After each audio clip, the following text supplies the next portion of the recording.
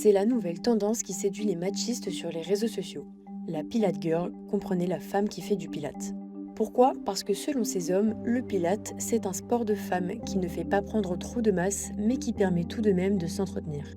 Une vision patriarcale de la société qui consiste à demander à la femme de faire des efforts, mais pas les mêmes qu'un homme, d'être sportive, mais pas trop non plus, et de se muscler juste comme il faut, afin d'avoir le corps parfait. De plus, il existe un facteur justifiant ce besoin d'être avec une Pilate Girl, éviter le contact avec d'autres hommes. If your girl goes to Pilates, she's probably staying in on the weekends so she can get up early and go to a solid core or body rock class. Celle qui ferait du pilate tous les jours ne resterait qu'avec d'autres femmes, ne sortirait probablement pas le week-end et ne se ferait remarquer par aucun mec louche.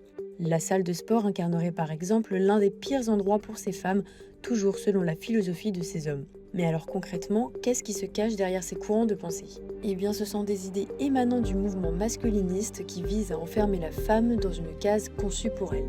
Selon Marielle Barnes, une professeure qui étudie le phénomène et ses impacts politiques, vouloir une Pilate Girl, c'est une façon de dire aux gens ce que tu veux sans vraiment être explicite non plus, en essayant de ne pas passer pour quelqu'un d'horrible.